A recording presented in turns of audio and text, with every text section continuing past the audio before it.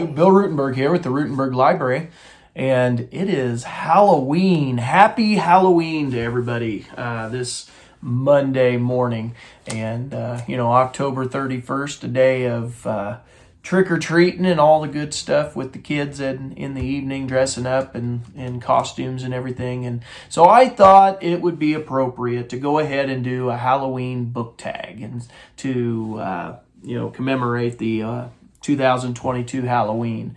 So I saw this video on the Becca Fowell channel, and it was originally done by Naomi the Book Lover. Now the video is looks like it's private, and so I cannot. I'll leave the link, but you're not gonna be able to open it. So anyway.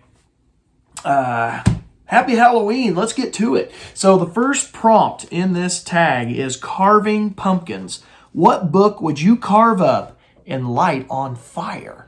And I got to thinking about this because I struggled with this because I never want to destroy a book. It's very rare that I get to that point. Even the books I don't like, I don't destroy. But there was one book that my wife had me read. This has been 15 years ago probably, and that was the Twilight series, and I read along with that. Pretty juvenile, but the girls all liked it, and so I was reading it with them just to kind of follow along with them. And the book that I would like to light on fire is the last one in the series. I think it was Eclipse. Was it the third book, I believe? And there is a fight scene at the end of that we find out is all a dream. It's just a premonition. And so we get this awesome build-up to this awesome fight scene, and I'm so pumped up. And it was the biggest letdown. It was one of the biggest letdowns I've ever had with a book. I wanted to throw it across the room.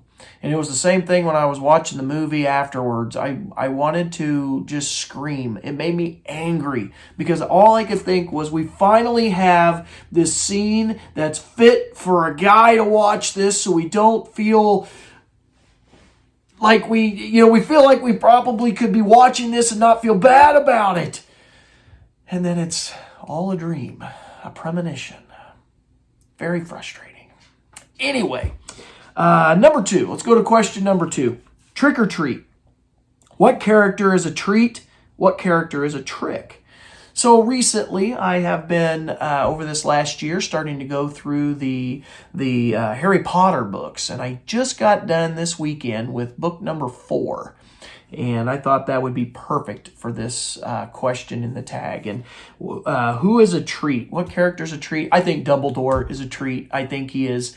I always love his loyalty, his kindness, his parental role that he plays with Harry Potter and keeping him out of trouble and keeping him alive and just always looking out for his what's good for him.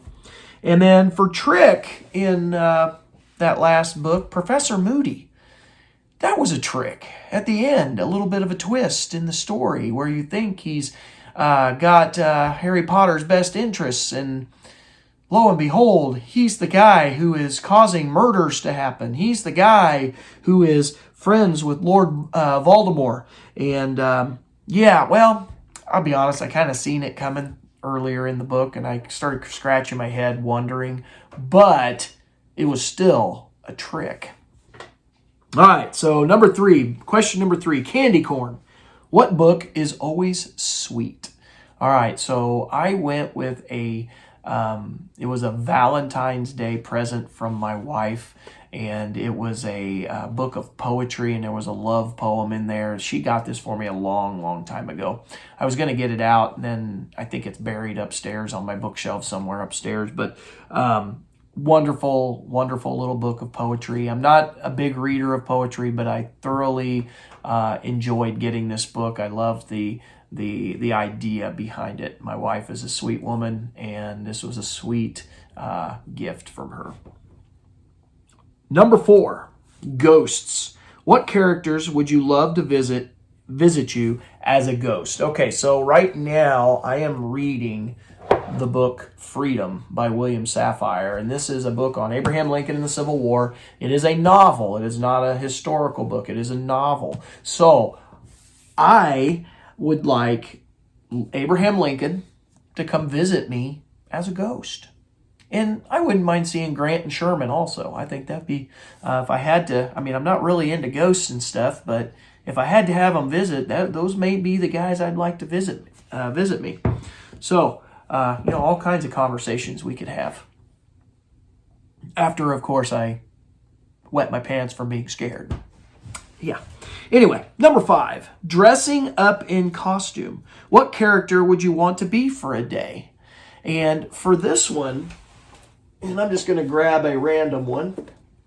Doesn't matter which story, but I think I'd want to be James Bond. So this one's the man with the golden gun. I'd want to be James Bond for a day. I would love to live the days of adventure that he has. He has always got an action-packed day. And the reason that I'm not scared is because he always lives. He always makes it to the end of the story. And so I would pick James Bond.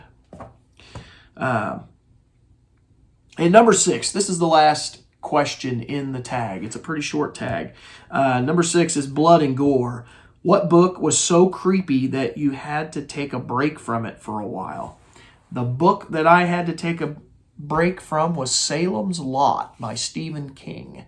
It was a good book, but kind of freaky. Made my mind kind of get a little spooked, and there was a couple of times in the book where I had to put it down. I was trying to read it late at night, and I had to just shut the book and wait till daylight to read it.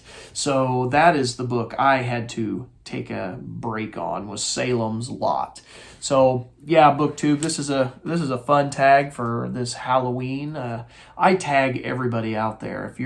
If you're looking for a good Halloween tag, here is one. So BookTube, until next time, happy reading.